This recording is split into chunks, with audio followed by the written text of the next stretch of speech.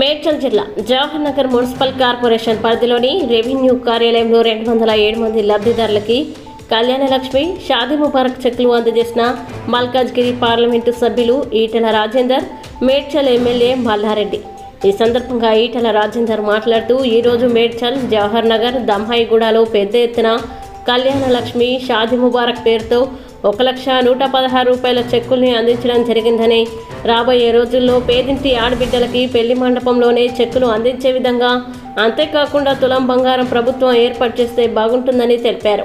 అందులో భాగంగానే జవహర్ నగర్లో లబ్ధిదారులైన 207 మందికి కళ్యాణలక్ష్మి షాదీ ముబారక్ చెక్కుల్ని అందజేశామని తెలియజేశారు.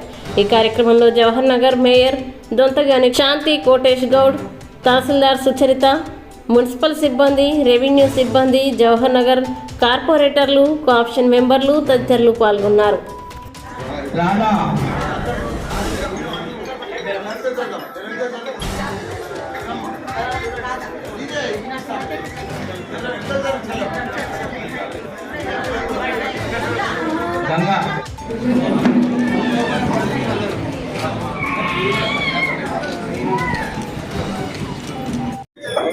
బాలాజీ నగర్, అదేవిధంగా దమ్మాయిగూడ 3 మున్సిపాలిటీల పరిధిలో వందల మంది కొత్తగా పెళ్లిళ్ళు చేసుకునే ఆడబిడ్డలకి కళ్యాణలక్ష్మి పథకం కింద ₹1,00,000 చెక్కుల పంపిణీ గౌరవ శాసనసభ్యులు మేడ్చల్ మల్లారెడ్డి గారు, అదేవిధంగా ఇక్కడ Balaji Nagar municipal chairman mayor Shanthi Koteshwar గారు, గౌరవ కార్పొరేటర్లు, ప్రభుత్వ అధికారులతో సమక్షంలో ఈ చెక్కుల పంపిణీ కార్యక్రమాన్ని కొనసాగుతామని, రాబోయే కాలంలో పెళ్లి పందిరిలోనే చెక్కులు ఇచ్చే పద్ధతులుగా ఉండి ఉంటే ఇంకింత పేదలకు మంచి జరిగే ఆస్కారం ఉంటుంది. కాబట్టి పెళ్ళిళ్ళైన 6 నెలలకో ఏడాదికో మళ్ళీ చెక్కులు రావడం వల్ల కొన్ని ఇబ్బందులు అవుతాయి.